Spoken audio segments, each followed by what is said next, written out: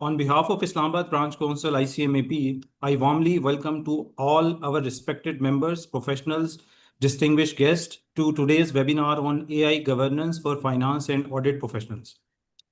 AI is rapidly transforming the world of finance, audit, governance, and compliance. As professionals, it is imperative that we not only embrace technological advancement, but also understand their ethical, regulatory, and governance implication.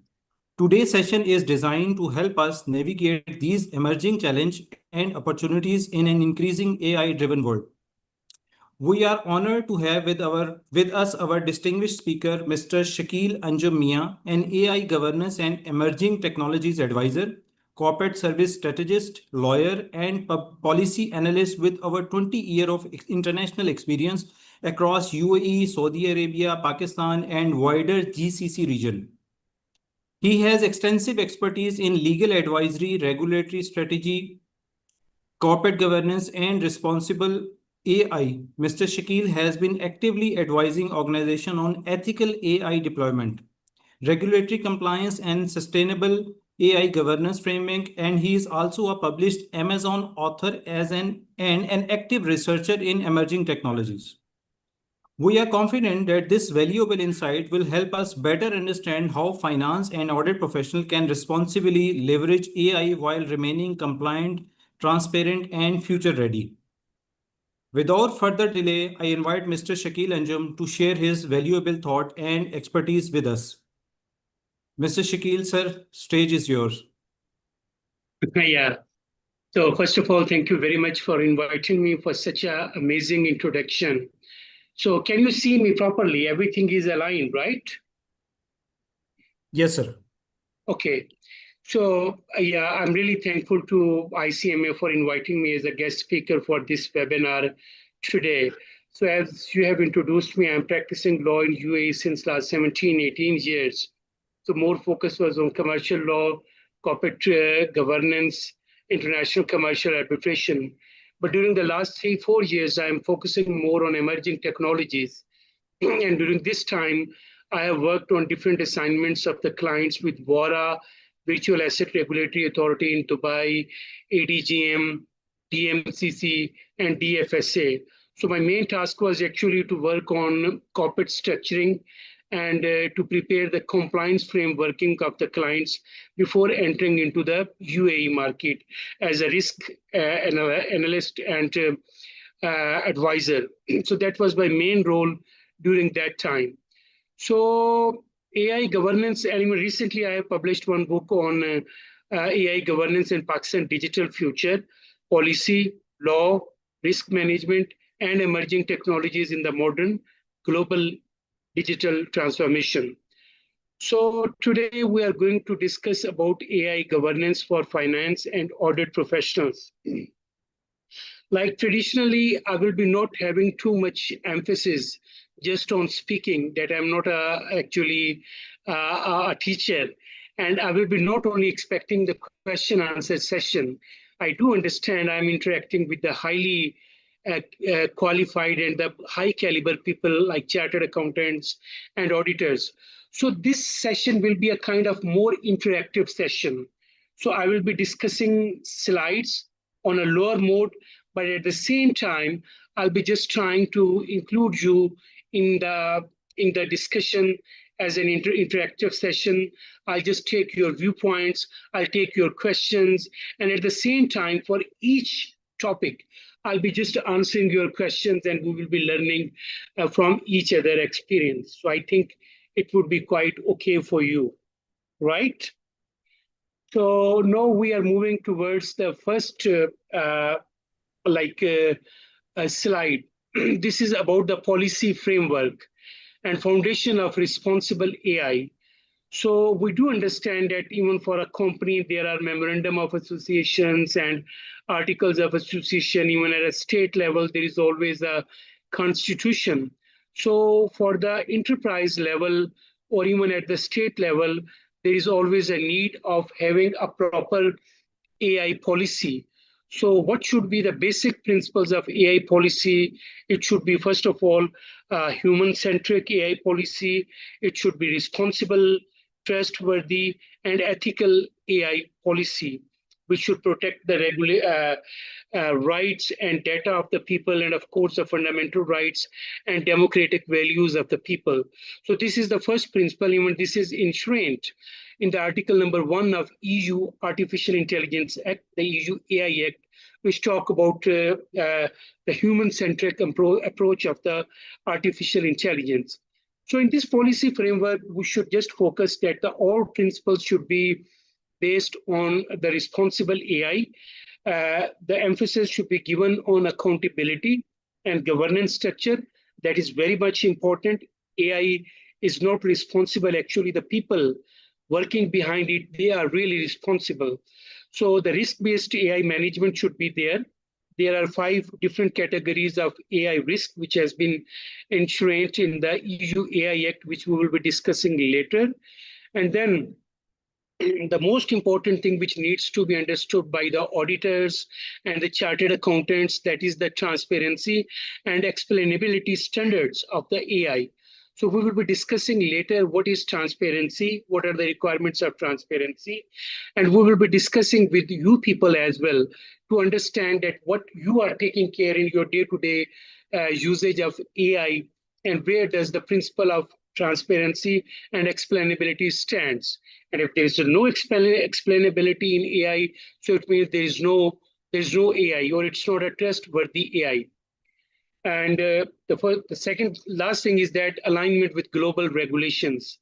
So everything is run through some regulations, some laws, and some principles. So when you are working within some country or some jurisdiction, so there is application of some local laws in your case, and some international regulations must be taken into consideration. For example, in UAE, the PDPL, Personal Data Protection Law, that's very important, and data protection law of Dubai International Arbitration Center, they are also very much imperative. In case of Pakistan, the PTA have got its own regulations, and there are some other regulations from FIA, etc., that needs to be taken into consideration while dealing with the AI systems or AI modules. So there must be a great alignment with local and international global legal standards at the same time to have an ethical and responsible AI. So the key message is that structured governance enable controlled AI adoption. The governance is really very much important. It should be structured, which can really guarantee for a enabled or a sustainable AI models. So this is something relating to policy framework. And now I am moving to another slide, and this is the most probably important aspect of AI governance, which needs to be considered and need to be taken into consideration by the finance professionals or the auditors or the accountants. So this is called the principle of accountability. And even, if we see the corporate governance principles or the principles at a state level, the accountability principle is always very much important. So the human responsibility in AI, so there are few key elements: defined ownership across AI lifecycle. So this is something very important that needs to be considered. And even we see that even at the global level, this question is of a great importance. If the AI modules are not performing well, who will be responsible? Either the AI system itself or the concerned organization. We do understand that the AI is not a natural human being. So these are the people or the organizations or the institutions working behind those principles who should be responsible or who should be accountable. So previously there were the data governance officers and etc. Now the concept of AI safety officers or AI officers within the enterprise level is really becoming very much important. So the ownership should be very defined. The auditors should understand that in case the AI is not performing well, and if the result is not according to the expectation, or it is against the human interest or the enterprise interest, so there must be a person or persons who should be accountable.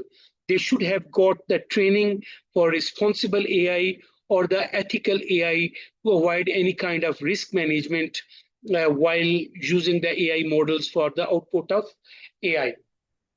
So this should Shakil be sir, sorry, sir, if you allow discussion, so can we take a questions or discussion points so we participant ask anything during the presentation?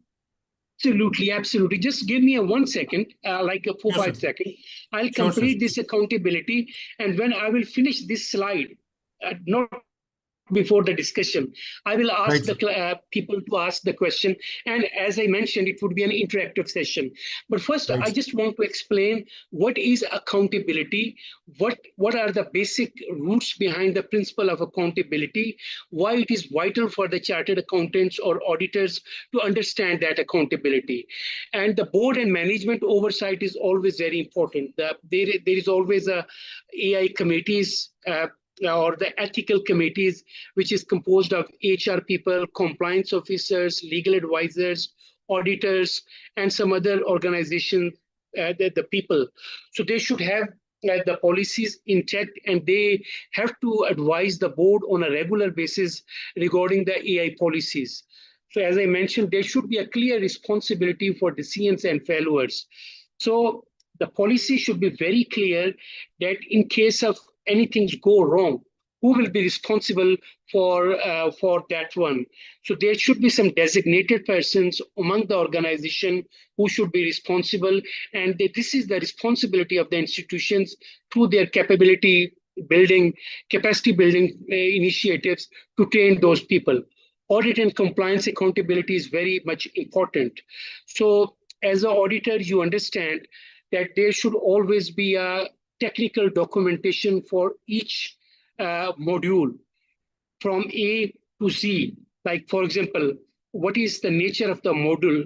Who was the developer of the module? What are the strengths and the weaknesses of the module, which is given by the developer? This needs to be understood by the AI committee, and the whole documentation should be reviewed by the auditor from a risk and liability perspective to avoid any further risk. And compliance accountability, of course, that is also there. The compliance peoples are there and in the committee, and they should understand these things. So the first principle is relating to accountability. And yes, if someone have any question, do let me know. Rather, I would ask you, if you are using ChatGPT or Gemini or Anthropic, etc. So what kind of accountability principles you take into your mind? Yes, over to you. Anyone, please participate and ask question if you have, or discuss that about ChatGPT and AI modules.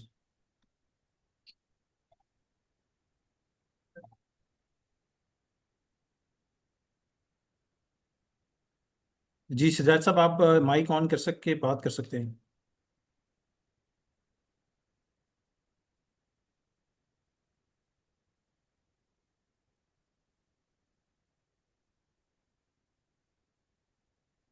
I mean, the question is very simple. Yeah. Assalamu alaikum. Yes, Sir, so I want to ask whether, like me, I am working in an organization in Qatar. So how and from where we should start to take help from AI, and from actually what are the initial points? Yeah, I mean, we do understand that AI is not more like a concept. People are taking use of AI through the normal, like ChatGPT or Gemini or Claude, etc. So these are the normal uses. But the organization sometimes do adopt the AI modules or AI like systems. So this question should normally be answered by the technocrat. So, I mean, your organization should decide that what kind of AI system, and it also depends on the nature of your business activities, what kind of risk exposure do you have. So, keeping all these things in your mind, then you can decide to get a AI module or AI system. And then this is the responsibility of the AI developer to give you the full picture that what are the strength of the system, what are the weaknesses of the system, at what point the systems can drift, called drift like this one. The system can change immediately. So these things needs to be understood by you and your organization. You should understand your model very clearly. Your committee should sit with the AI developers and should try to understand the weaknesses and strength of the AI models before you are going to deploying it. Yeah.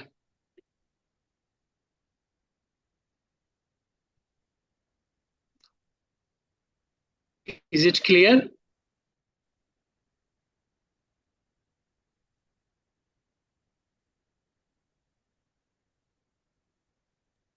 Sir, we have a question in chat box. Hassan Khan, have you seen that AI mistakes something in auditing, as I believe that auditing, along with being technical, is also an art in finding lacking or fraudulent entries being carried out in an organization?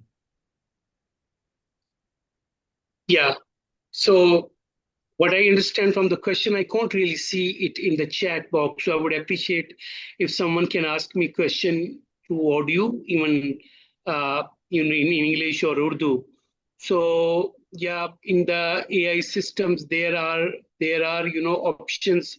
You can detect the fraud. You can detect the malicious activities or the suspicious activities. But of course, the AI can give you a great efficiency, but at the same time, based on your requirements, the human oversight should be there to understand it very well.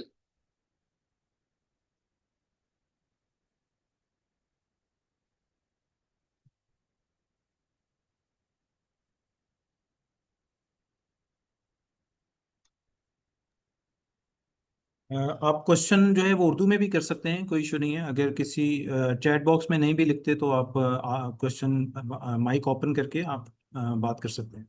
Yeah, that would be more easy. आप उर्दू में भी सवाल कर सकते हैं।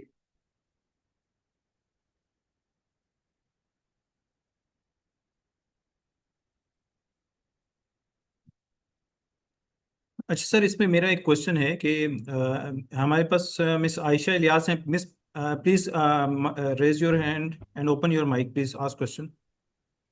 Assalamu alaikum. वालेकुम अस्सलाम। Shakil sir, my question is very simple. Can you please give the practical example of, let's say, e-commerce business, how this AI is accountable in e-commerce like Amazon business? Like, if Amazon is going to invest in the implementation of AI like Claude in his organization, so what would it be? Well, yeah, I mean, these are called the risk factors. So basically, what kind of risk do you see? Like, for example, we use the AI for resolving of different matters, like it is very prompt, it gave the great research, it gave solutions of our problems. So these are the basic, responsibility of the AI. But the question is that what kind of exact risk you are anticipating while using e-commerce or Amazon? Can you please explain it a little bit more? Like when you were starting, you were in the starting session, you say that the organization, this is all about the risk, and the auditor have to track the misstatements and the risk factors in when the organization is using the AI. So my question Yeah. is, my doubt is like, can you please give a very short, simple example of this in the practical scenario? Because I myself use Claude AI, Gemini, Perplexity, ChatGPT on everyday use, but I can relate that thing with the organization level, the accountability in the AI that you are teaching us or you are discussing. Yeah, that's right. It's a very good question. For example, from a practical perspective, we can say that like you are an auditor, you are, for example, working in a bank, and Okay. the bank is going to give the consent of like 500 million rupees. It's a bank loan. This is the advice you can get from your AI system. Okay, but this is just I mean advice come from the AI, but here as a human oversight principle, which is enshrined in Article number 9 of EU AI Act. You should have your human oversight, and you should see your own, organizational principles, that either this 500 million, loan is actually justified or not. This is a one thing.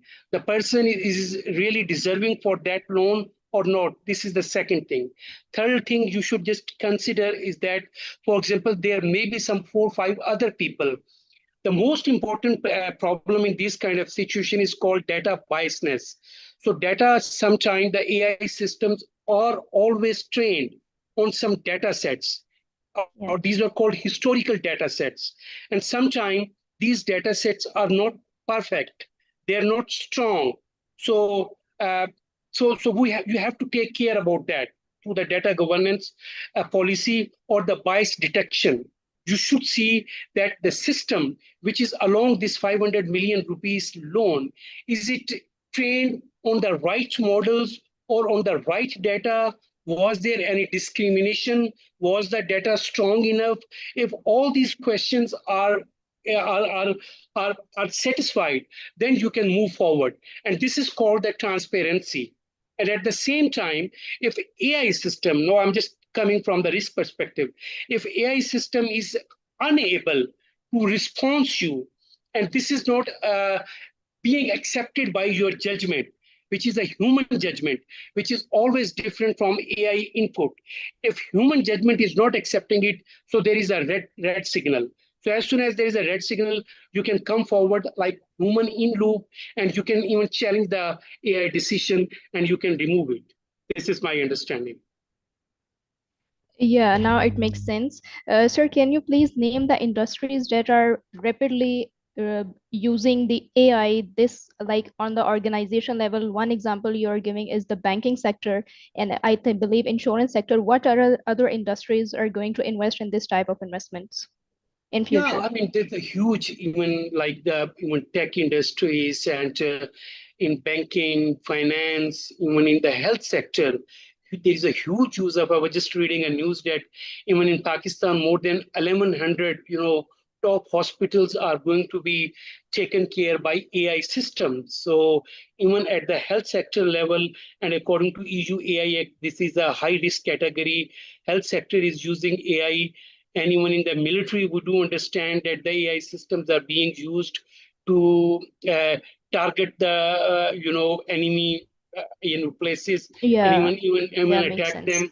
And even there are many other institutions, even at the educational level, the AI systems are being used for research and for I think there are, I say, hundreds of sectors which are continuously using the AI system, and exactly this is a time the people are always talking about the velocity or the innovation, but the problem is governance or control, like which I'm just talking about.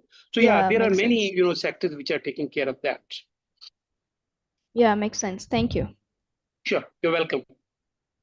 Thank you. Any other I questions? move to next question. I have a question. Let me check the chat box. Do you think Mohammed exactly पूरा नाम show नहीं हो रहा? Do you think that using AI tools such as ChatGPT, Claude can lead to data breach? Yeah, this is a very important question. Data breach, data breach, data breach. Privacy, even according to some research. So most of the problems using AI came from the data breach or privacy violation. And that is the reason, first of all, in 2018, the EU GDPR, General Data Protection Regulations, came forward. So, I mean, even if you see the generative AI, this is really creating a huge problem for data governance or data violation or privacy violation. I was just reading recently, and you will be surprised that in the 3 cities of China, Beijing, Shanghai, and I think there is another city. So in like a few months, more than 11,000 cases of IP violations, intellectual property violations have been registered. And even the Chinese justice system is working with the WIPO, the World Intellectual Property Organization, to overcome these problems. So this is really a great and huge concern where well, you're using AI, and AI always bases on the data, and data is the thing which, if it is going to breach, it can create a huge problem for you. And especially, we do understand that now even the hackers, they are using the AI, and through their hacking attacks, they are becoming very smarter, and they attack through violation your data and your privacy. So I think the importance of cybersecurity in the AI era has become even extremely important as compared to the previous time. So yeah, data violation or data privacy, it's a huge concern, and there must be the strong cybersecurity systems and the guardrails, which we say in the language of AI governance, that must be taken into consideration to avoid any risks.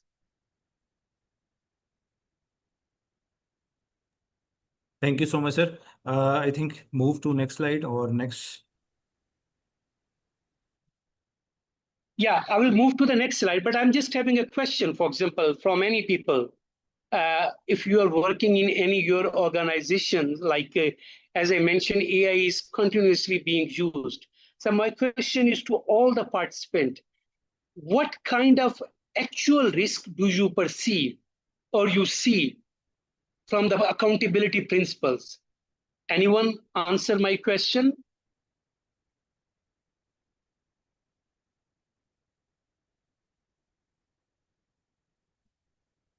Anyone?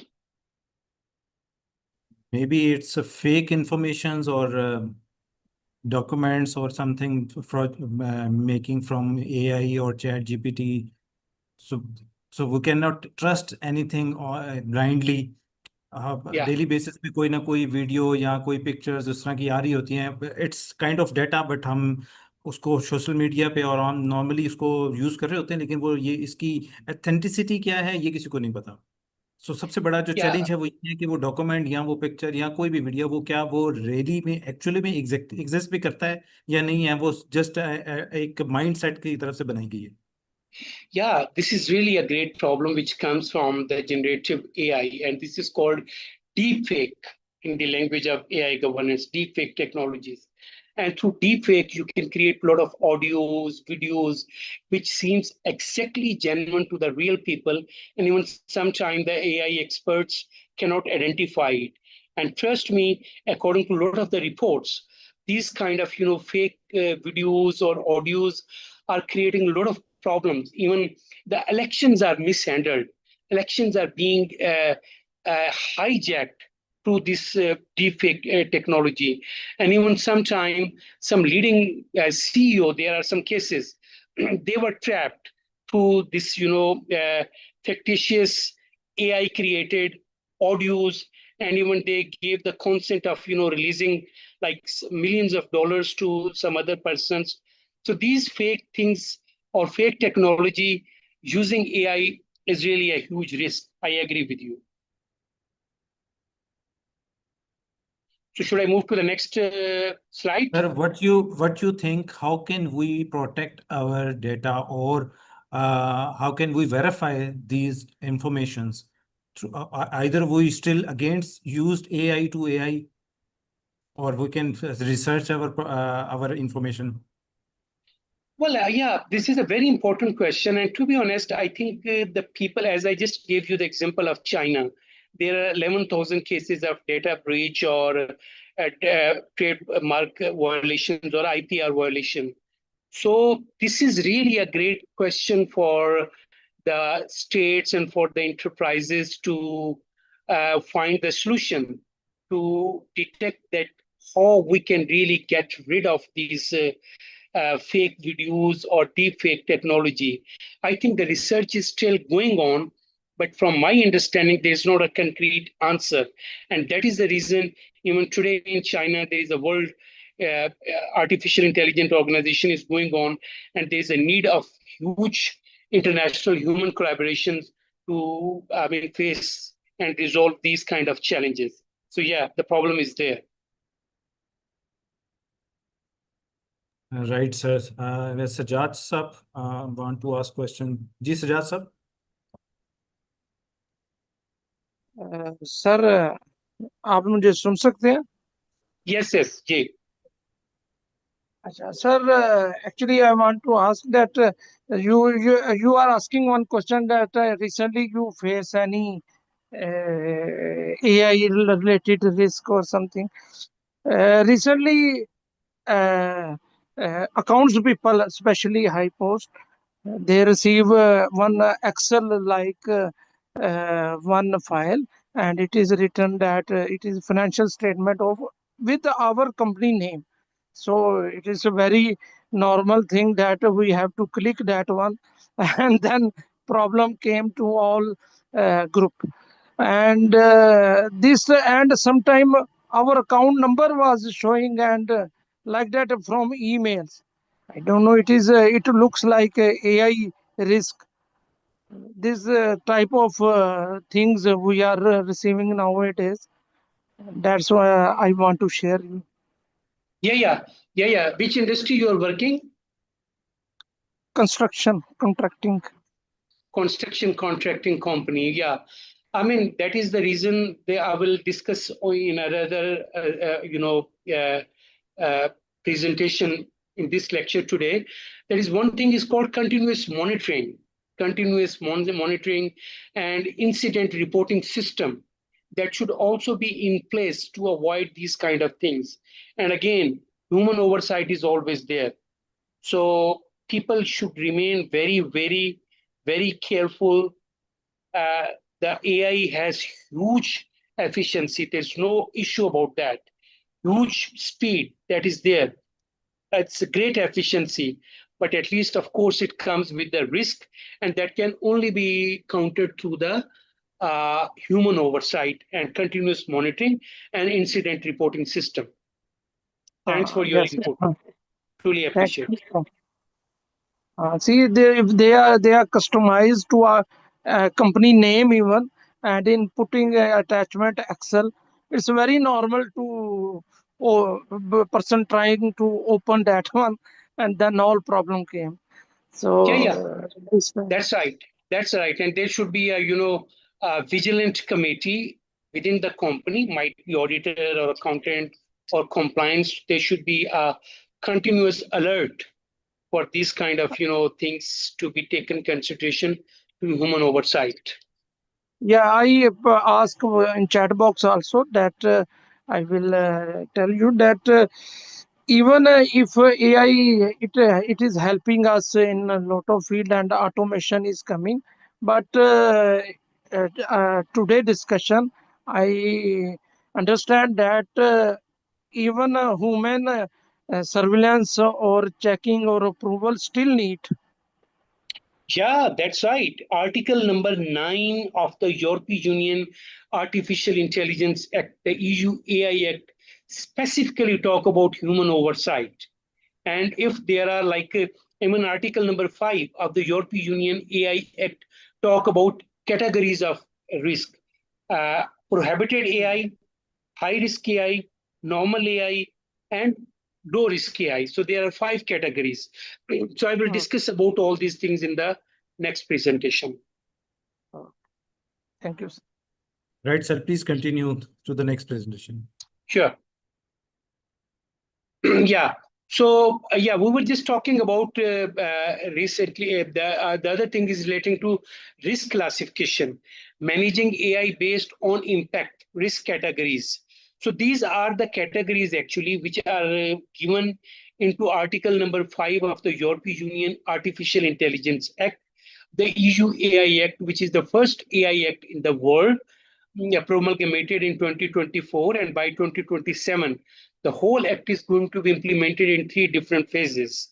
So according to that, there are 5 categories of AI risk, and I think the auditors and the chartered accountants should understand these risk categories.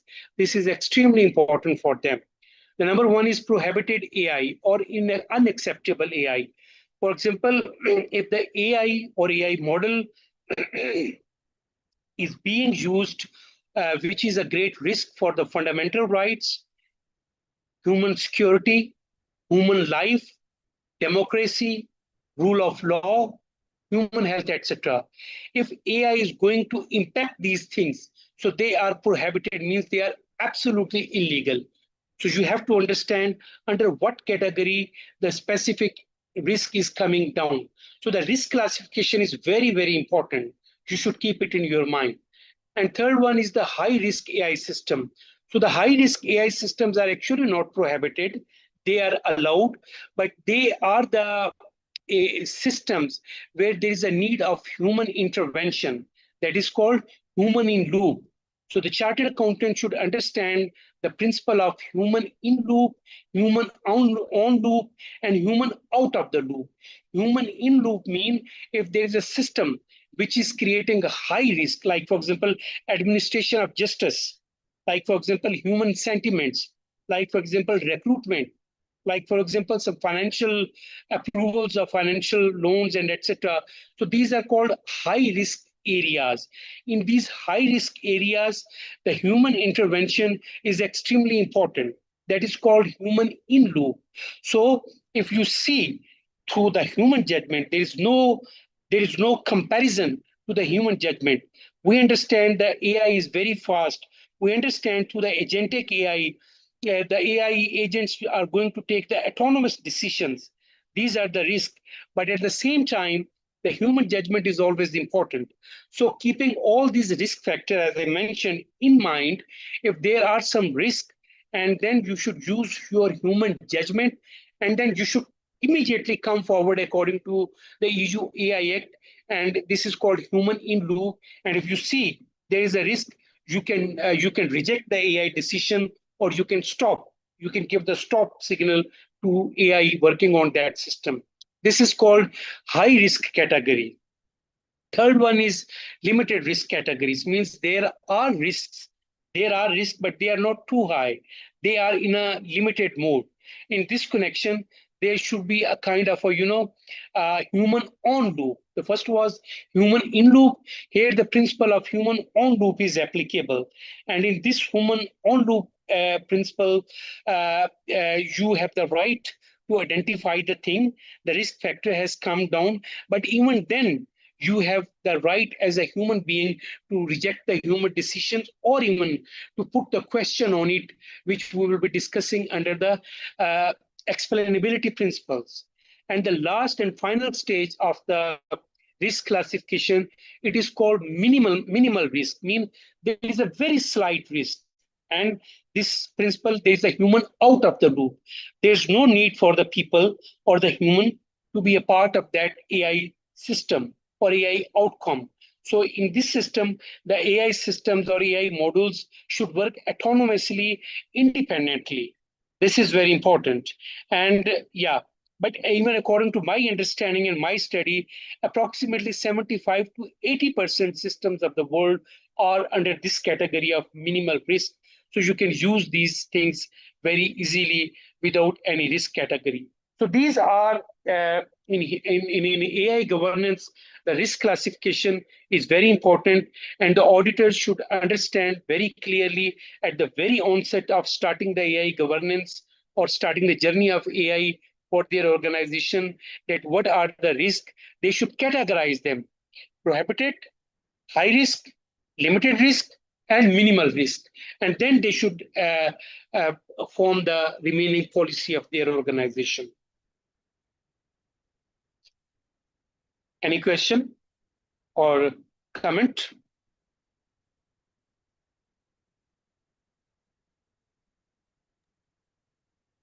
Ji please, किसी का कोई question या comment है, कोई discussion है तो भी बता।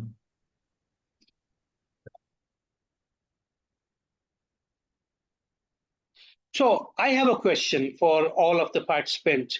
So you are using like AI on a regular basis. So even at the institutional level, might be you will be using some AI system.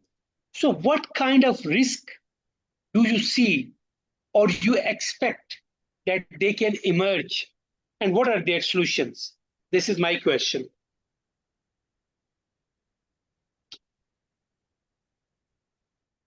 Sir being an auditor, audit के दौरान हमारे पास जो document हमने उसको verify करना है, right? Yeah, सो verify करने के लिए हमने उसके एविडेंस चेक करने हैं, एविडेंस की डॉक्यूमेंटेशन और उसकी अप्रूवल और वो सारी डॉक्यूमेंटेशन अगर ठीक है तो हमारी responsibility as an auditor complete हो जाती है कि हमने उसको ड्यू डिलिजेंस कर लिया, कि एविडेंस चेक कर लिया, अप्रूवल्स चेक कर ली, जितनी हायरार्की है उसके साथ ये होके जा रहा है तो हमारी रिस्पॉन्सिबिलिटी कंप्लीट होगी। yeah. अब क्या ये एआई जनरेटेड डॉक्यूमेंट है, क्या साइन किए गए हैं, एआई के थ्रू साइन हुए हैं, अप्रूवल्स जो ली गई हैं वो सिस्टम को बाईपास करके ली गई हैं? ये इस वक्त एज एन ऑडिटर हमारे लिए बहुत बड़ा चैलेंज है कि हम इस चीज़ को आइडेंटिफाई करेंगे ये जो डॉक्यूमेंट बना है या इसकी अप्रूवल हुई है वो प्रॉपर चैनल से हुई है, क्योंकि वो हम फॉरेंसिक ऑडिट में नहीं जा रहे, हम नॉर्मल Yeah, ऑडिट में जा रहे हैं। तो नॉर्मल ऑडिट में फिर हमारे लिए ये बहुत बड़ा चैलेंज है कि ये जो डॉक्यूमेंट हमें प्रेजेंट किया गया है वो ऑथेंटिसिटी उसकी है भी है या नहीं। yeah, yeah, that's right. So how do you check the authenticity? I mean, what are, of course, I mean, this is a great, apprehension. And what are the strategy or what do you do during this process? Sir being an auditor हमें check करना है कि management ने उसकी approval दी है, board of directors ने उसकी approval दे दी है, डायरेक्टर्स ने उसके साइन कर दी हैं, पेमेंट प्रॉपर चैनल से हो रही है, टैक्स की जो कंप्लायंस है वो कंप्लीट हो गई है, एससीसीपी की कंप्लायंस कंप्लीट हो गई है। तो यहाँ तक जब सारी चीज़ें कंप्लीट हो गई हैं तो हमारे पास एविडेंस भी मौजूद है, तो फिर हमारा क्वेश्चन खत्म हो जाता है कि क्योंकि हमने जो चीज़ वेरीफाई करनी है उसके सारे एविडेंसेस मौजूद हैं। एविडेंस गलत तरीके से बनाया गया है या नहीं है ये एक अलग क्वेश्चन है, लेकिन एविडेंस प्रोड्यूस है। हाँ, डॉक्यूमेंट देखने से पता चल जाता है कि ये फॉर्जिंग डॉक्यूमेंट है, चेक के ऊपर से चेक को देखने से पता चल जाता है कि इसके ऊपर साइन डुप्लीकेट हुए हैं, बैंक उसको निकाल देता है। लेकिन क्या हम बीइंग ए नॉर्मल ऑडिट क्या ये चीज़ें आइडेंटिफाई हो सकती हैं या नहीं हो सकती, ये बहुत बड़ा क्वेश्चन है।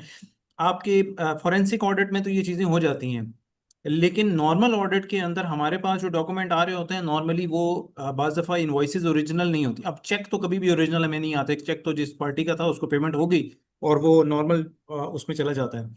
हमारे पास तो सिर्फ चेक की कॉपी आ रही है, और चेक की कॉपी क्यों, तो कॉपी से कॉपी भी बनाई जा सकती है। तो इस चीज़ को आइडेंटिफाई करना कि जो डॉक्यूमेंट हमें प्रेजेंट किया गया है क्या वो ठीक है या नहीं है, ये स्टिल एक क्वेश्चन है कि हम उसको कैसे आइडेंटिफाई करेंगे। Yeah, I think that's very right. So this is, I mean, if these are like the statutory documents or which you can verify from the like regulatory authority, there is always, for example, in DFSA, we say in DIFC in Dubai, we have some systems, and even the portal access is always given to the clients. So they can access it and they can verify the authentication. And of course, AI has got its own systems of the verification, fraud detection. Yeah, that's what you can do. And the forensic is really something different. So yeah, any other question for this? Or we should move to the next? I think sir move to next, अभी तक किसी का Yeah. Question नहीं है।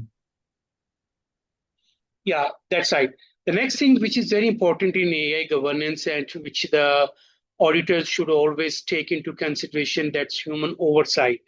As I mentioned in Article number 9 of the European Union Act, the human oversight is really very important. And as we just discussed, that there are 5 categories of AI risk: the prohibited, high risk, normal risk, and low risk.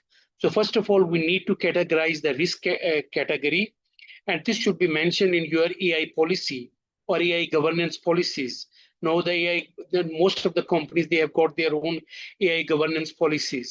And if this is coming under the high risk category, then of course the human oversight is always very important. And there should be a committee of compliance managers and the auditors, accountants, the legal advisors, which are always responsible to report to the board of directors. And the board of directors are, of course, responsible to the shareholders and the public. So this connection, human oversight is very important. And human, as I mentioned, human on loop, on human in loop, and human out of the loop. And human have the right even to reject the AI decisions. But again, it is based on the principle that what kind of AI category you are using in your system. So that is there. So human oversight is really something very important. Any question? Because in general, we do understand the critical decisions must remain under human control. Human control is very important. AI can have its own efficiency, highest speed, output are extremely high. But of course, for the high risk category, the ultimate decisions rest with the human being.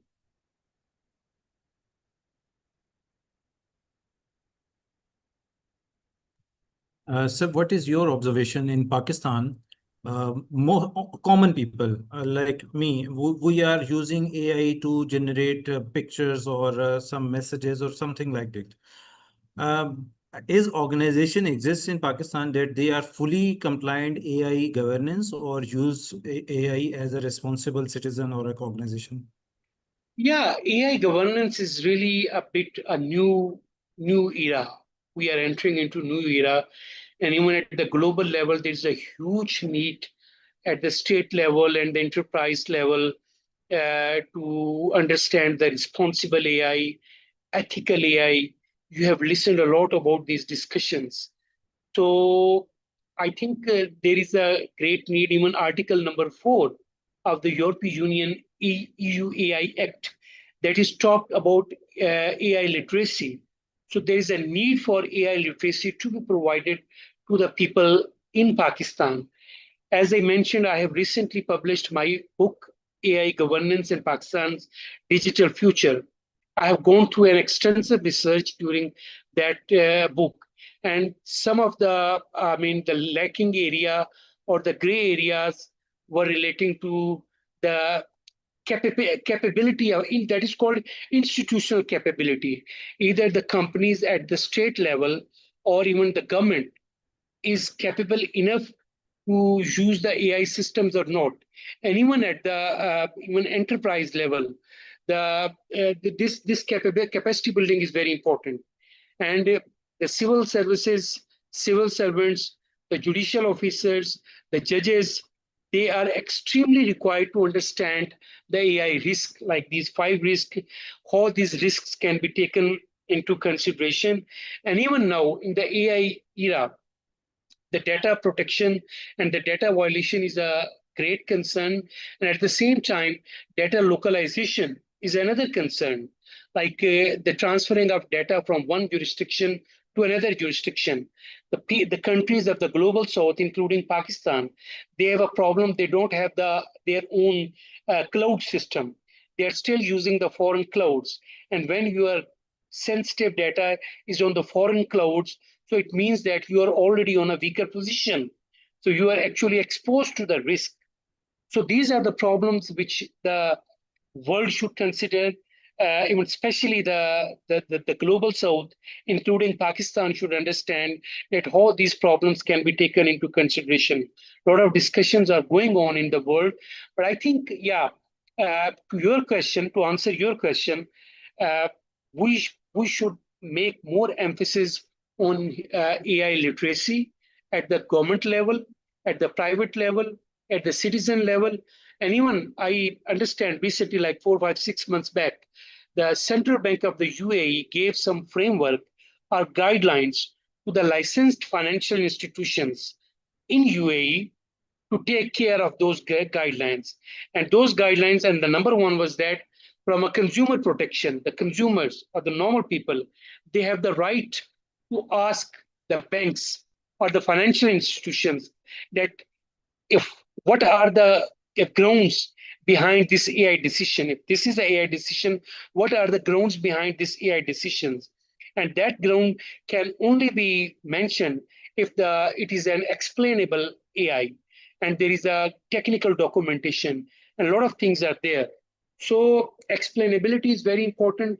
And from a consumer protection, this is the responsibility of the states at the normal citizen level, and of course the enterprises at the employee level to make them understand what is AI literacy, what are the main risks, what is dental responsing, what is AI risk classification. They should understand these things to have a sustainable future. Otherwise, there will always be a huge risk. Right, sir. Thank you so much. Sir, please continue. Yeah. Any other question?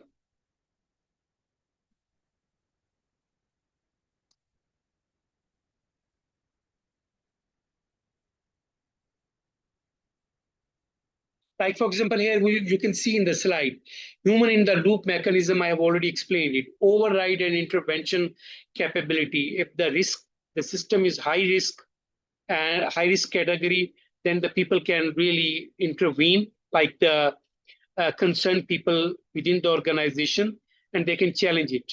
Escalation procedure, they should immediately, if the auditor is working on it, he's under the obligations to immediately report the risk or the suspicion to the managing director or the CEO, etc. And then, of course, they can give the briefing to the concerned board. And there is always need for the continuous supervision. So this is the human oversight principle, which is extremely important. If you have no any question, I can move to the next slide. Yes, please. Yeah.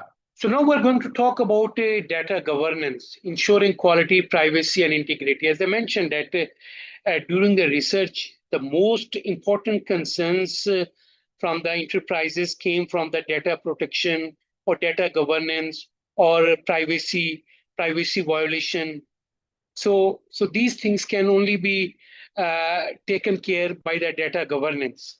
So AI system, as I mentioned, through the generative AI system, the data sets are always under a risk. And there is a principle of minimization of the data usage.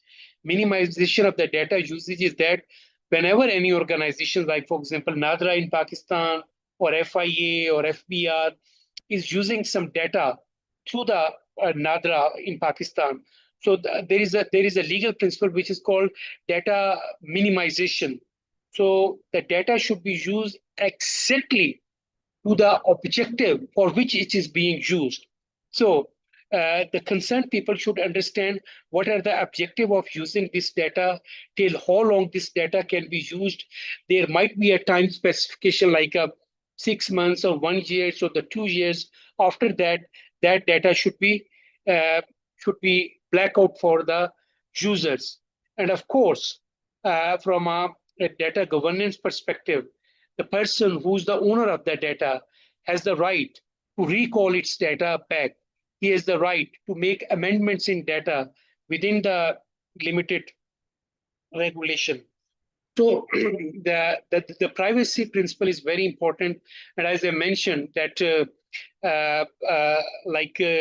even in the era of the generative AI, the hackers are using AI, the cybersecurity hackers are using AI to do a lot of risk for the private and the government sector. So the focus areas, data quality and accuracy. So the data quality is always very important. So there is a very common adage which is used for the data governance, garbage in, garbage out. So if you will put a garbage data, you will get a garbage output. So the data quality is really very important. And we do understand data work like a fuel in a car. If there's no fuel in a car, the car cannot run. So the artificial intelligence is the outcome, but the real force is data. So the data quality should always be there, and it should be an accurate data. The AI systems are always trained on the historical data systems. So that is the first point that should be taken into consideration. And data minimization, as I have already explained, purpose limitation, that it should be only used for the purpose for which this data is being shared by the data owner. If it is against that purpose, then it should not be used.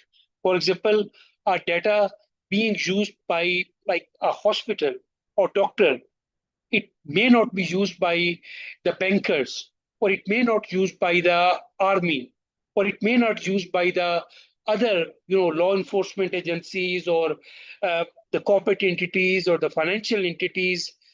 So this is something very important, the purpose limitation. And there are regulations which we will be discussing sometime later, which are enshrined in the data protection GDPR of the EU. Data lineage and ownership, I mean, as I have already explained it. So reliable data drives reliable AI. If the data is not reliable, the outcome of AI will not be reliable.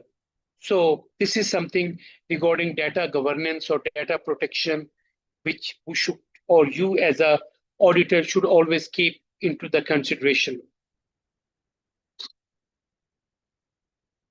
Any question? Or you can We have a share. question. Yeah, please. So we have a question from Ashik Hussain. Do you think that one day AI will become uncontrollable and unstoppable by the human being, even with all control being implemented by the human beings? Yeah, I mean, these are the apprehension, and this is really a good question in many aspects. Even we do understand that quantum computing is coming up, and even that will be breaking your current, cybersecurity measures or encryption measures. And even there is also a news that the Anthropic, the cloud by Anthropic, they have restricted their highly advanced data systems to be used by other countries or by other enterprises. And we see that the Donald Trump, when he was attending the G7 conference recently, he was accompanied by the CEO of Gemini and OpenAI, etc. So there are concerns from the partner organizations, either in the EU, forget about the global South, that why they are being restricted from using those kind of high advanced system. But the US understand that that can be, very much, harmful for them.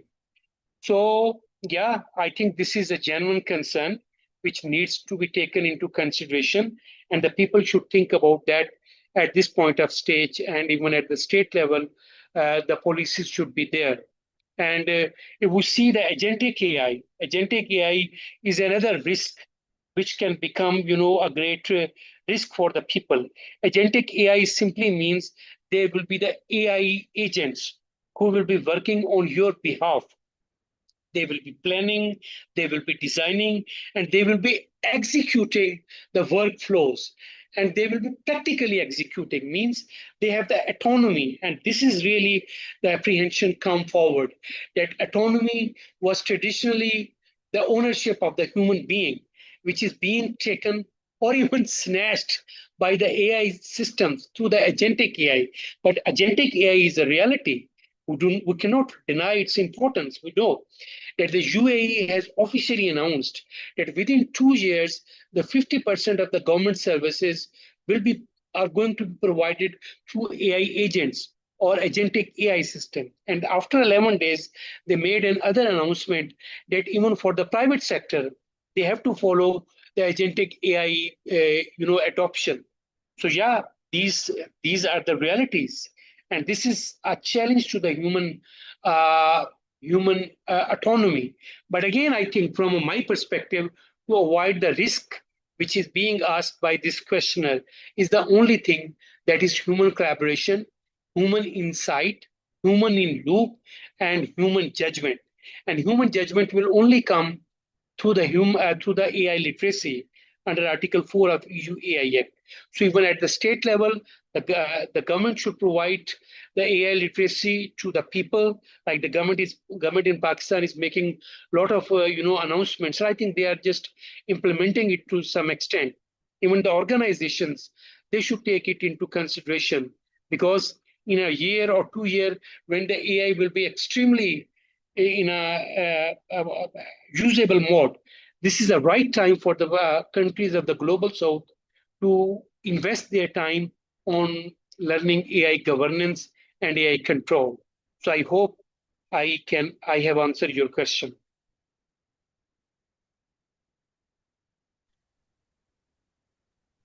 Right, sir. Thank you so much for your good answer. Do you see AI impact employment and how further it will affect? Maybe it becomes less blessing and more problematic. Well, I mean, these questions needs to be probably answered by some technocrat, but the one thing is really clear, and we know it all the time.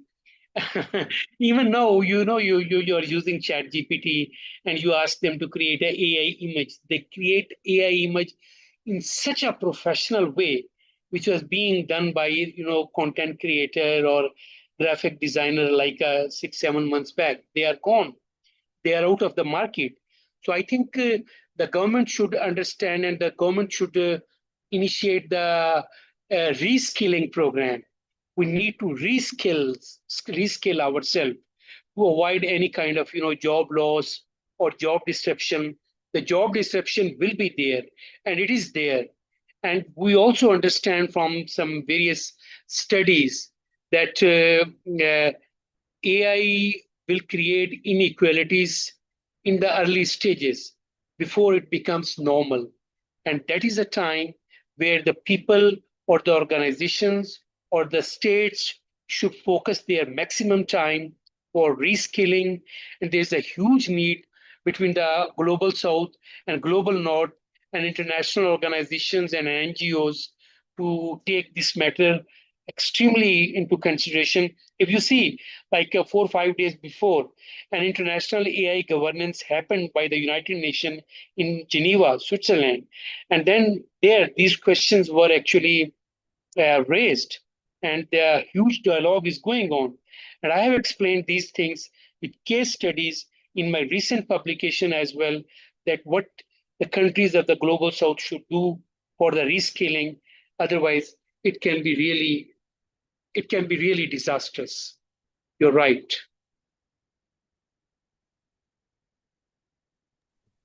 Right, sir. Thank you so much for your response.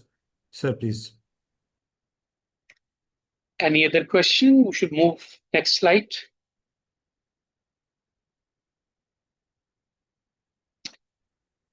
Okay, so we have talked about like data governance, human oversight, accountability.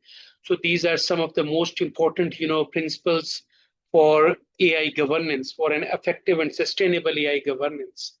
So, and that should be taken into consideration by auditors from a risk management perspective and from a risk and liability perspective.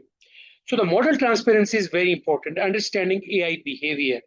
This is the thing which the auditors should understand at the very onset of starting their AI journey. Model purpose and logic. So first of all, we need to understand that even the AI model which we are using, they should ask the exact objective of the company. What are the targets of the company? What are their business plans and many other things? And only based on that, they can provide you the excellent AI outcomes or AI systems. So the model purpose and the developers who are developing your AI system, they are under the obligation to let the client know the strength of the AI system or the weaknesses of the AI system. That is very important. I can just give you a practical example.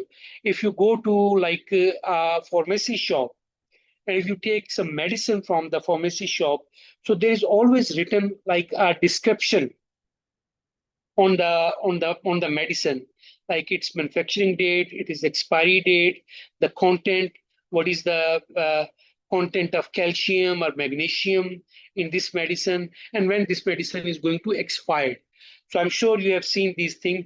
So the same kind of things are actually required by the EU AI Act and the other international frameworks, that they should be taken into consideration before making the AI systems, or even before the AI systems are taken into action or they are being used for the market use purposes.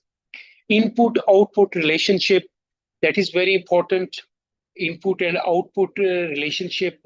I mean, sometime from a practical perspective, there are some examples which auditors should understand, that a data was put which was showing like 60% percentage of something. But after like 4 or 5 months or 6 months, this 60% changed into 80% or 90%. So how this change came forward? So these are called model drifting systems.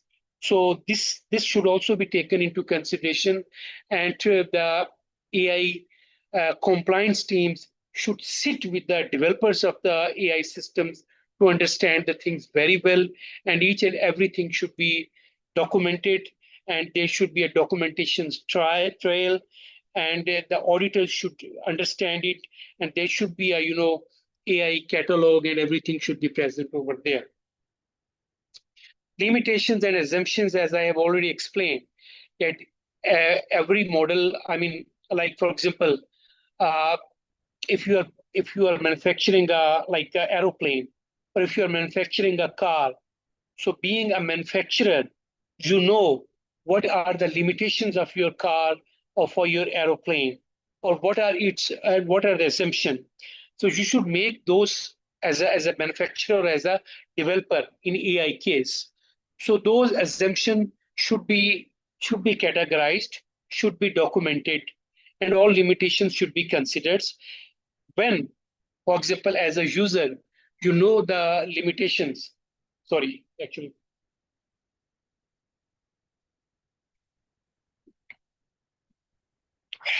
So yeah, you should understand those limitations from a technical perspective.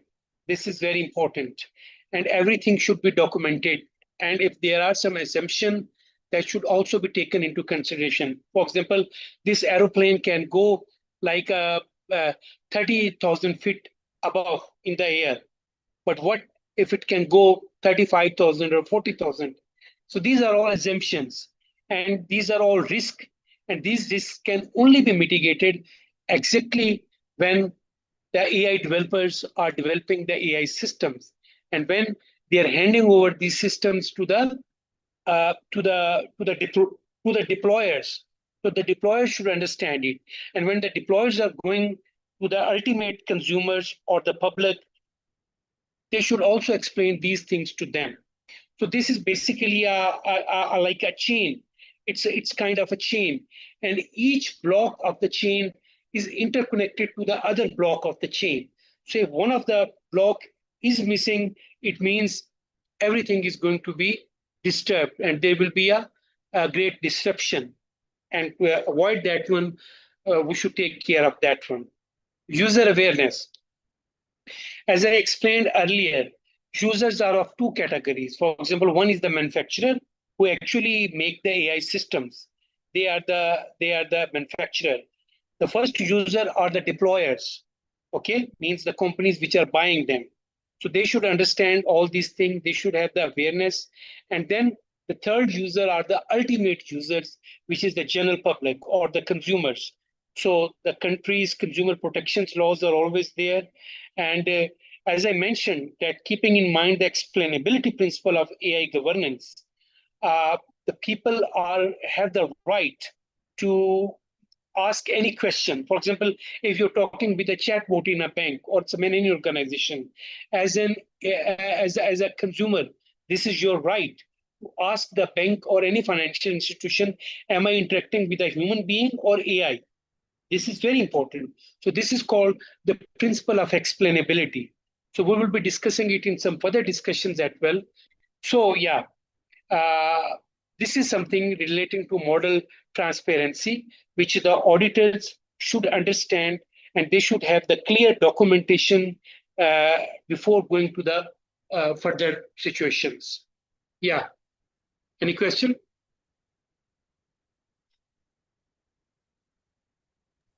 Sir Sajjad साहब का एक question है. Yeah. Can you please name top 5 reliable AI company which can be recommended for our companies Middle East and Pakistan specific? Well, this is a very broad question. I'm not sure what kind of companies he are talking about. So, as a AI governance expert and regulation expert, probably I'm not a best person to answer this question. I think he should ask these questions from the technocrats, AI technocrats. They can let you know the more better answer.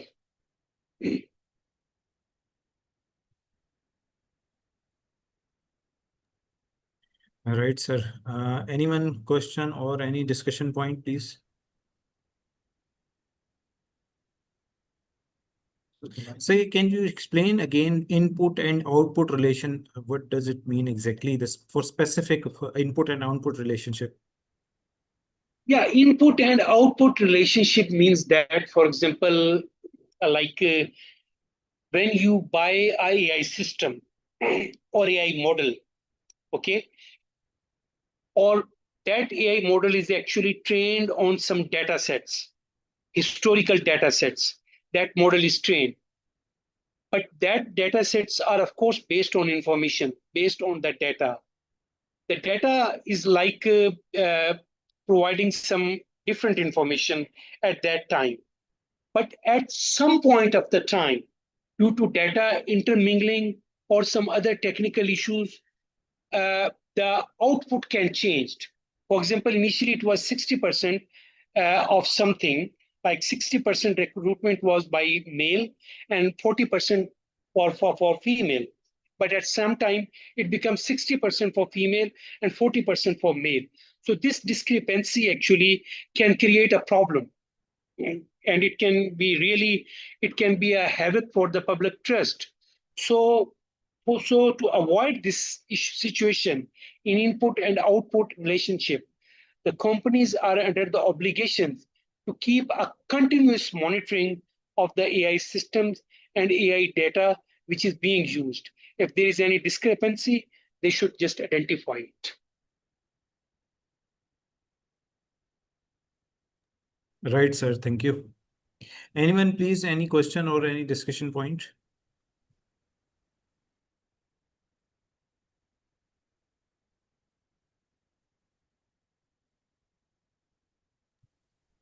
No question, sir. Please move forward.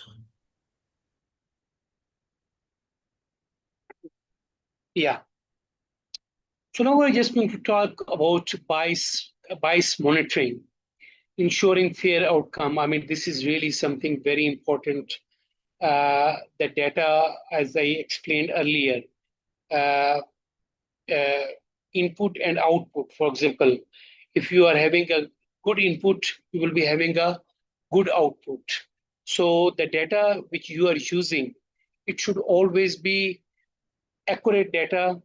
It should always be a strong data. It should not be a weak data. The data should not be discriminative. So if the data is discriminative, then the output will also become a discriminative. So how the data discrimination comes forward? I think this is a very important question that even, for example, the different hospitals in Pakistan, I'm just giving you an example, or in UAE, just to take an example of Pakistan, they are using a data for the, for the cure of some disease, okay? And that data is taken from the patient based in USA or Europe or Africa, but that is the data. So if you're going to use that kind of data here in Pakistan, so Pakistan, the climate is different, the culture is different, the nutrition standards are different, and psychology is different, and there are a lot of discrepancies. And due to these discrepancies, you cannot rely on the foreign data.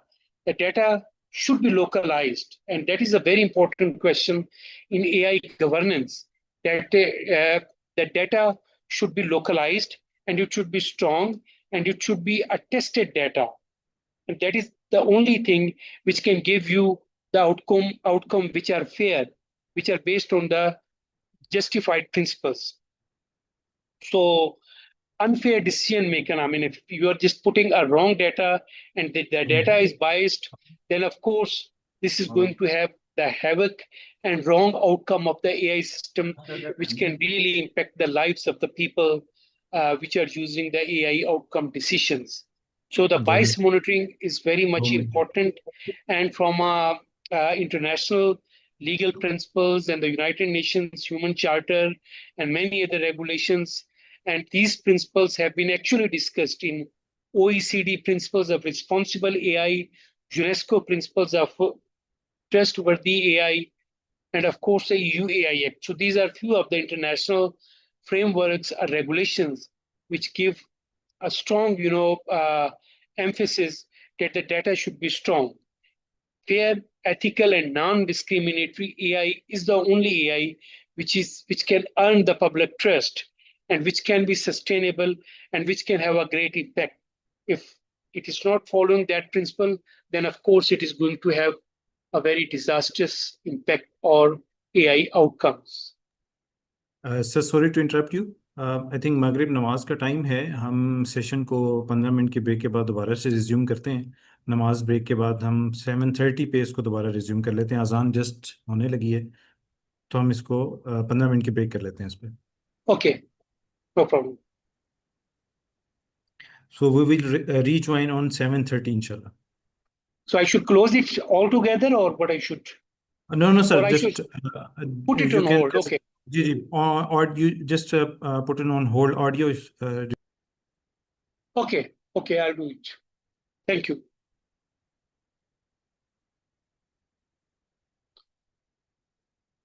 But then we can list what video audio mute कर दे.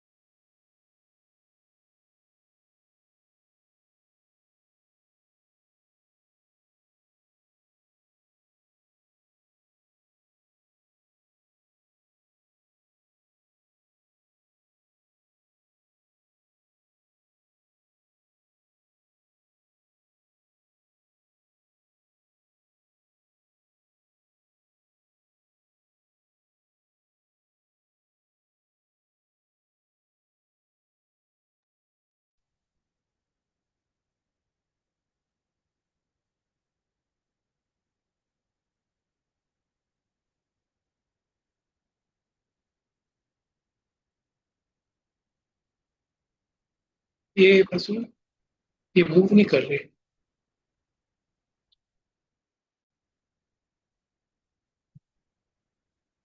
ठीक।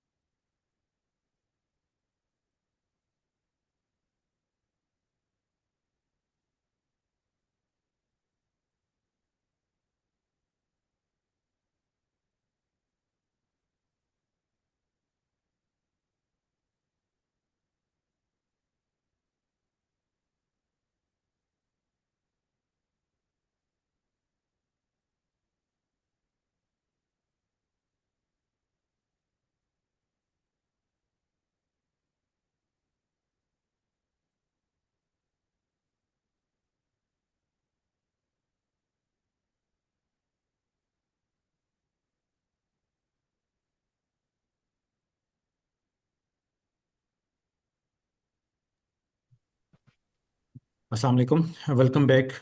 I think we can start now. We have a question. Thank you, Sajid Saab, for your great words and appreciation.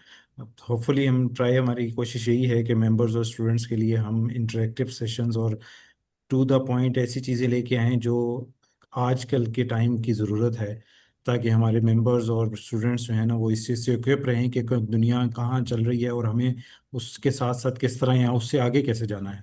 तो इंशाल्लाह future में भी हमारी कोशिश होगी कि इस तरह के इंटरेक्टिव सेशन जो है वो होते रहें।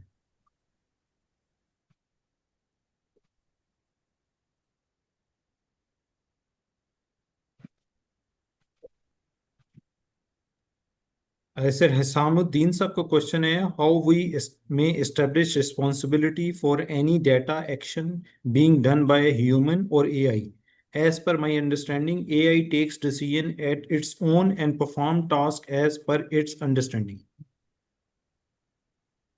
Yeah, again, this is especially in case of agentic AI. As I mentioned, that the AI agents take the decision, they design, they plan, and they execute the workflows. That's really very important. And in this connection, of course, the responsibility for any wrong done should go to the human being, not to the AI agent. And this is a problem actually which is being taken into consideration across the world, that who will be responsible for the AI outcomes. And that's the reason human oversight and accountability principles are intact.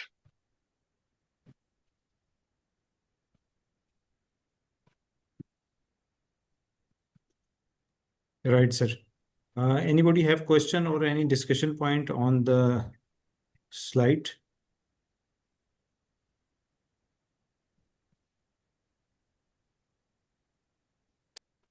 Yeah, so I think now we are just moving to the next slide. This is security controls. So protecting AI system and data is really very important one. So IT and access control. So within the organization, since the AI systems are very, important, and of course they are very sensitive, and only the authorized persons should be allowed to have the AI access. Every person should not be given the right to involve into that. So the data protection measures should be taken, the guardrails should be improved, and the cybersecurity system should be improved, and cybersecurity measures should be taken. Cybersecurity is a little old process, but I think this is becoming even very important every time due to the use of AI model, the vastness that we should understand what is the AI model, what are its strengths, what are its weaknesses, what is the responsibility of the developer towards the deployer, and what are the responsibility of the AI model deployer towards the end users or the consumer. So these things are very important in the security control system, and as the cyber security safeguard is there. So these principles should be taken into consideration. security control mechanism is very important, and this needs to be identified exactly at the same time when you are going to draft your AI governance policy.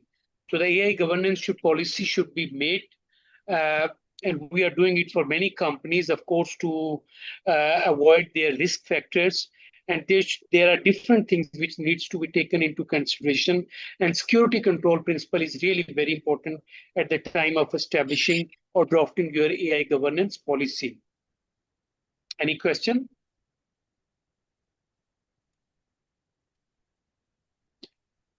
Okay, so now we are moving to the next, that is called auditability. This is very important. I think auditability for the auditors and the chartered accountants, they need to understand the traceability and review of AI decisions. So if the AI decision is wrong, or if, for example, at some point of time, due to human oversight factor, and especially in high risk AI system, the human becomes in loop and they even reject the AI decisions, or even they stop the AI system to work further on that assignment. In this connection, auditability is very important. Logging of AI activities, that is traceable outputs, means there should be a technical documentation for everything from the start, from the deployer, from the developer to the deployer till the ultimate users. Every documentation should be technically designed and it should be protected. So tomorrow, if there is a wrong done by the AI system, so there should be the explainability. And now the responsibility will be for the organization or its concerned AI officer. Otherwise, they can have the damages, the huge damages under the local legal system. And if we see the EU AI Act, if you are violating the AI compliance and AI principles, so you will be under obligations to pay the hefty fine of 30 million euro or 7% of the global revenue. So this penalty has been mentioned into the EU AI Act very clearly. So the people should understand the auditability, and there is a very common principle: if the system is not auditable, it is not trustworthy. So being an auditor, you understand that for like the financial auditability, there is a mechanism A, B, C, D, F till Z. So you have to take all these measures for a accurate financial outcome or outcome of your financial reports. The same principle should be applied in the AI governance under auditability. So the transparency and accountability and explainability, these principles should be categorized very clearly. First of all, in your AI governance policy, that should be designed very shrewdly and very accurately. And then based on that, you should move forward and take the steps to avoid any risk factors. So this is a auditability principles. And I think it's really very important for the auditors and financial consultants to know at the very onset of starting their AI journey within the organization. Any question?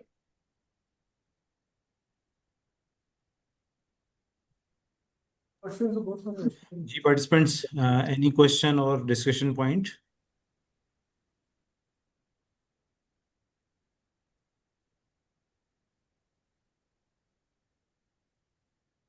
So I think in this connection, the auditors know in a traditional way what they are destined to do, what they are destined to perform. So almost the same principles come under the AI governance through the auditability principles. So the next thing is explainability. So making AI decisions understandable. As I mentioned that if AI decisions or if AI system is not explainable, it is not trustworthy. If it is not auditable, it is not trustworthy, or even it is not enforceable. It should not be enforced. Explainability is very important, and explainability only comes through the relevant technical documentation. So the technical documentation, as I explained several times, from the developer to deployer till the end users, it should be clear and it should be maintained to avoid any kind of issues relating to explainability. And human being or the consumers, they have the right to understand what were the basis of the AI decisions. For example, an employee applied for a job, but he was rejected from the job. He has the right to ask the recruitment company why I was rejected despite my disqualification. And then the concerned organization should have total auditable trial of the documentation and explain that these are the reasons you are not accepted by the organization in the recruitment process. At the same time, a person apply for a loan before the bank and his loan application is rejected. He has the right he has the right to ask and the explanation from the bank, and the bank has the obligation to provide all auditable reports and compliance and everything to the uh, bank client, that this decision, if his loan was rejected, was based on these strong foundation. If there is anything wrong, then it means that there is no concept of black box. The black box time is gone. So the accurate AI governance is actually strictly against the black box concept. So the explainability is the basic right of the consumer, and any organization, even at the state level or the enterprise level, they are under the obligations to make system very accurate, and everything should be at the catalog so that it should be explained to the people or the consumers. Any question?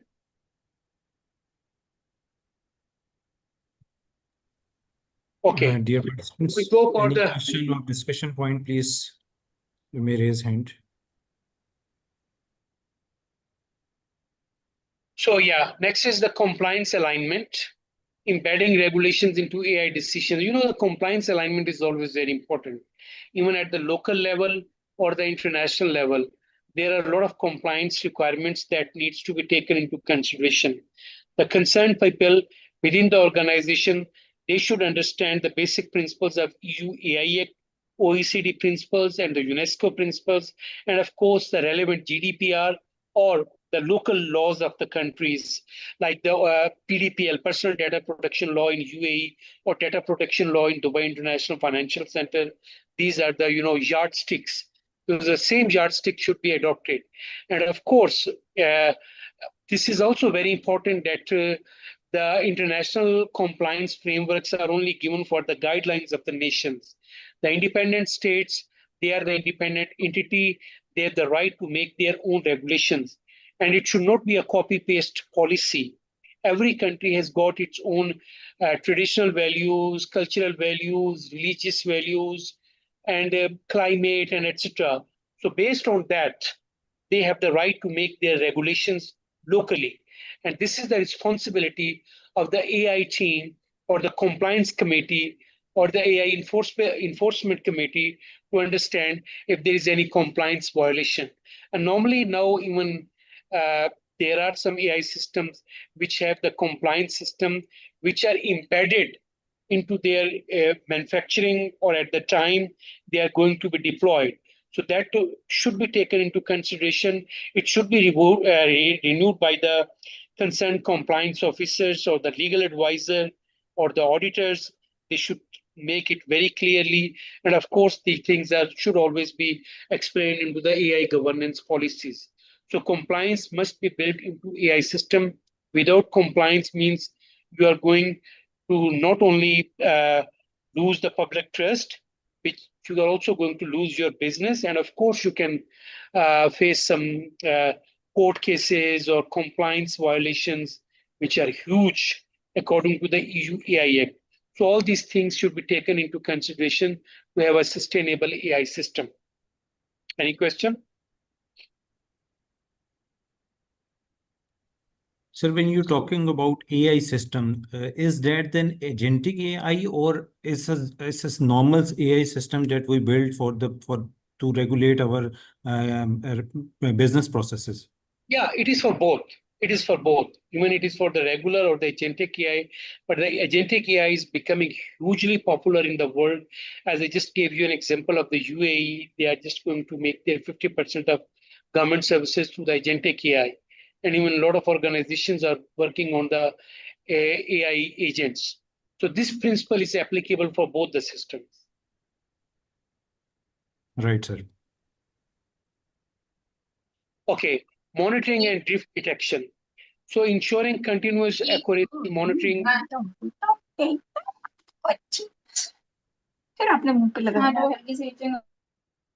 Hello. Okay. Ensuring continuous accuracy monitoring includes, as I explained earlier, the monitoring and drift detection is very, very much important. So what your system is performing, it should be detected. It should be traced every time. There should be a monitoring or reviewing committee. We should just keep a vigilant eye on the AI performance or AI outcomes. Model drifting detection is always there. The system is going like this. It can also come like this. The drifting policy is always there. So if you see any kind of, this kind of detection, then you are under obligations to go for compliance reporting to the concerned department, even at the government level, even the EU AI system, there is an AI office that should be reported over there. But initially, the internal AI compliance committee should be called and they should see if there is any drifting among the system and it should be reviewed. Accuracy checks should always be there through the monitoring system. Models degrade over time. Yeah, this is a reality that you are using a model today. It should not be the same tomorrow or day after tomorrow. Like if you buy a car today, it is performing well today. It's not necessary it will be performing well tomorrow or day after tomorrow. So the continuous monitoring is very important. And there is also a clause in the EU AI Act which enables or which actually oblige the enterprises to have a continuous monitoring of the AI systems and to avoid any drift detection. So this is something very important. If you have any question, please let me know.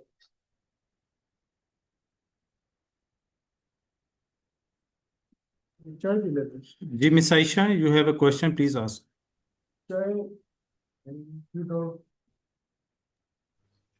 Shakil Sahab, I have a question. Yeah, welcome. So, sir, basically, I'm gonna put you a very simple practical scenario. I have had a chance to work with a VoIP AI company who sell their bots to US-based clients. Let's take an example. They sell the AI VoIP bots to a restaurant that is in US from Pakistan. So when a consumer called to the restaurant, the AI bot answered the call, right? I believe it falls under angelic AI type. AI bot answered the call, and then the restaurant AI let the chef know that this is the order of the consumer, and you have to complete this order, and then the salesperson delivered that order to the consumer.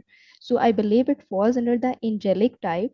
So my question to you is, what would be the compliance business risk from business point of view, business risk overall broad level for the company that is residing in Pakistan offering AI VoIP services to the US based clients?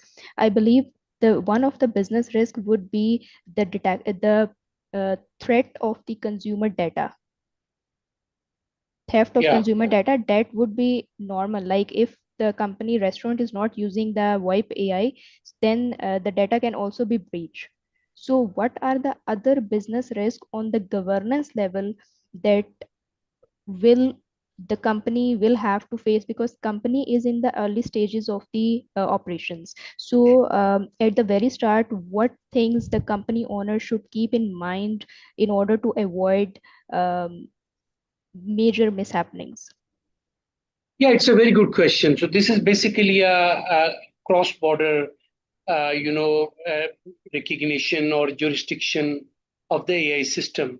So Yeah. if you see the EU AI Act or the EU AI law, I mean, this is something very important for the Pakistani software companies or IT companies, AI companies to understand it.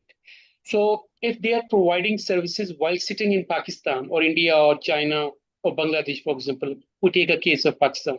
they're providing these services while sitting in Pakistan.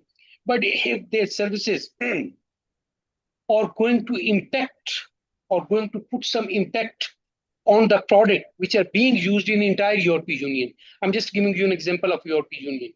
So the European Union law, the EU AI Act says that if something is wrong done by a Pakistani company, which is going to impact the consumers based in EU, so the Pakistani company will be under the compliance violation.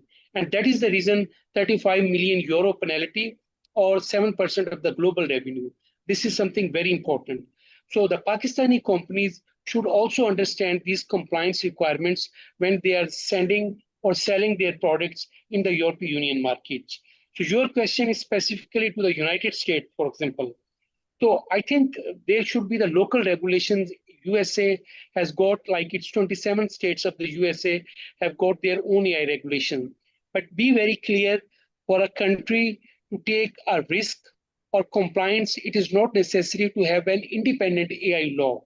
They are currently running these through their existing laws. For example, in Pakistan, if you're going to breach something, the PTA law, the Pakistan Telecommunication Authority, they have some regulations, and the FIA have got their regulations that might be applicable.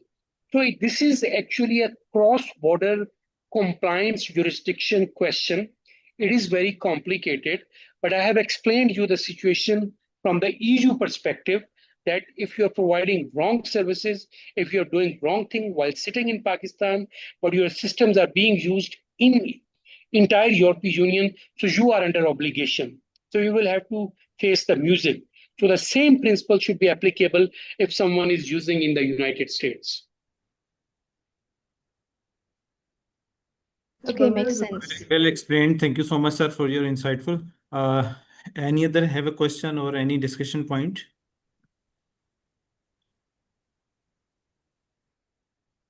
Yeah, the next is incident response.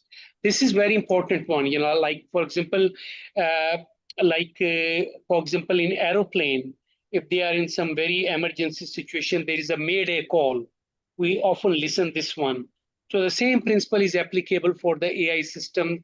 They should go through the detection. If you see any system which is either going through a model drifting or some any other things, you should immediately and incidentally report it to the concerned person within your organization.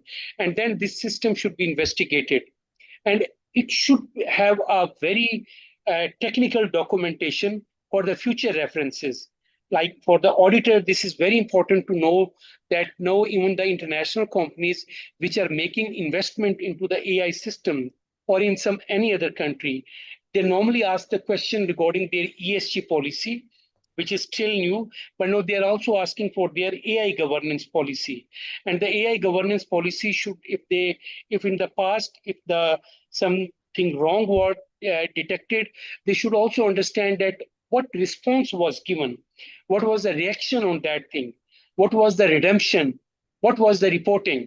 Did you report it to your local authority, or if it is a cross-border, system, was it reported at the international level?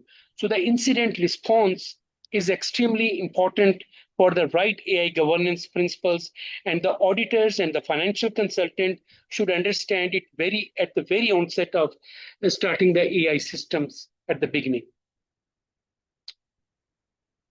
The other one is access and permission control, controlling AI usage, as I already mentioned, that the rightful people should have the right to have the access to the AI system. And there should be an approval hierarchies, as I mentioned, that the developer, deployer, and the end consumer, there should be a hierarchy. There should be a chain. It's like a blockchain. And if one of the block of the chain is missing, all other systems will be disturbed. So access and permission control is extremely important. Monitoring usage, as I mentioned in the previous discussion, it should be monitored. It should be documented from a risk and compliance perspective.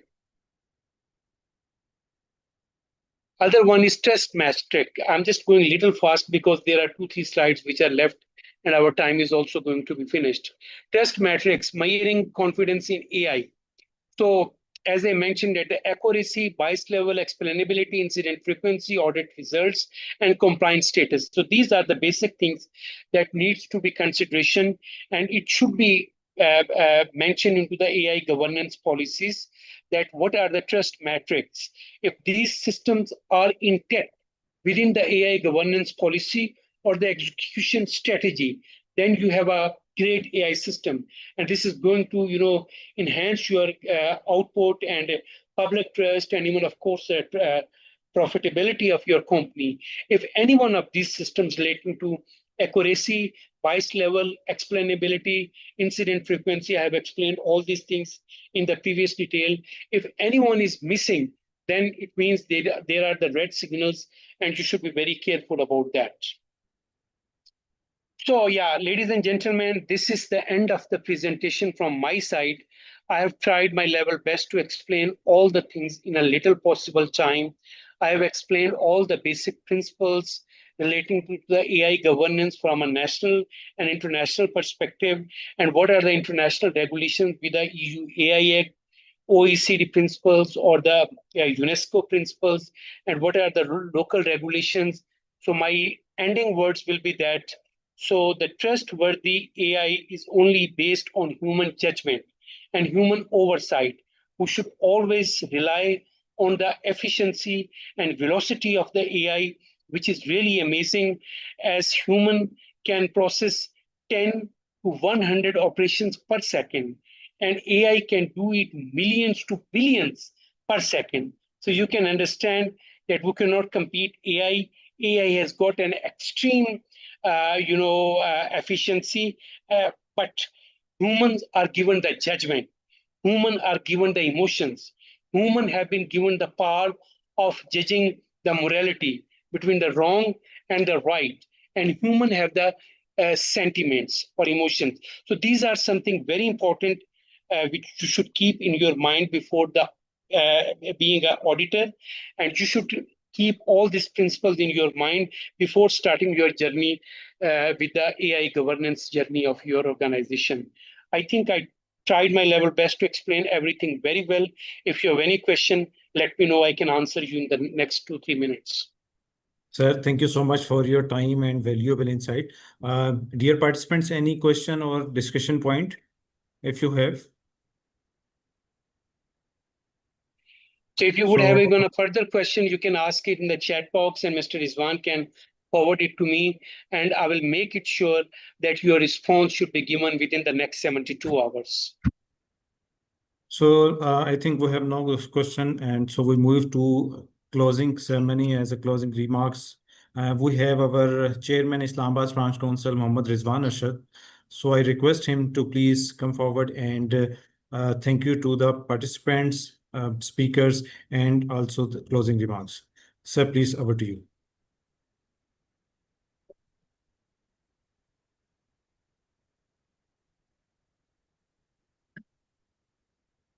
Thank you, Rizwan sir. Bismillahirrahmanirrahim.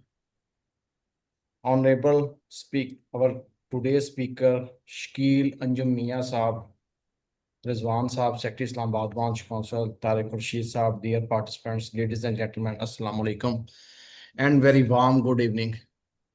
On behalf of Islamabad Branch Council, I feel very honored and privileged to offer a vote of thanks. As we all know, accounting profession is nowadays evolving. We are at the crossroad facing the technological advancement. AI has rapidly changed the scenario, fabric of the business, and the way of doing business, or even I may say that way of doing the communication, and our lives have been changed due to the AI. In today's scenario, it is very important we have to equip ourselves to cater and to manage the ever-fasting AIs and its role in our life. That's why we have tried to conduct this event on the auditing, impact of AI on the auditing profession. I am very thankful to Mr. Shakil Anjum Mia Saab that he spared his valuable time and conducted this valuable session for us. And he enlightened all of us about the legal perspective and their impact in our life and our profession. These are the new things as a professional we have to manage and see all the aspects of the new technology. At the end, Shakil and Jumia Saab very well said and correctly highlight the speed of AI and the pace of speed of decision making by the AI, which is far, far faster than the speed of human decision making. But these aspects need to be catered very carefully according to the human nature, human psychology, and the other factors as well. That's why he enlightened us about this topic and shared with us all the international perspective, rules, and regulations made by the European Union and other countries. As an accounting professional, we must follow these not for the development, for the betterment of our profession, our activities, but to maintain the regulatory framework as well, so that not only we enjoy the good impact of AI, but have to follow the regulatory perspective as well. Otherwise, we have to face many legal repercussions, legal obligations, and it is our moral and professional duty while using the AI, we have to follow all the legal and regulatory perspective. On behalf of Islamabad Branch Council, I am especially thankful, once again, especially thankful to Shakil and Jumia Saab. Sir, thank you very much for enlightening us about all these perspective and aspects. There are many regulations which are new to us, and it help us in gaining insight about these events, these perspective, these rules and regulation, and it informed us that we have to follow or consider these aspects as well while making the decision or adopting or applying the AI technology. I am also thankful to all participants who spare their valuable time and participate in this event. I am especially thankful to Mr. Muhammad Rizwan, Secretary Islamabad Branch Council, who coordinated with Mr. Shakil and Jumia Saab for this very, very insightful and knowledgeable session and coordinate and arrange this session. I am also thankful to the management of ICMAP and technological team of ICMAP who make this event to be happen and conducted this event. I am also thankful to Mr. Tariq Khurshid Saab. He is a partner of TMRC and fellow member. And I am thankful to all of you, sir. At I concluded, and good evening to all of you. Thank you very much, sir. Thank you very much. It's really a great honor, and I would love to even participate and provide these training to ICMA in the future as well. Thank you very much. Thank you so much, sir. Allah Hafiz. Allah Hafiz.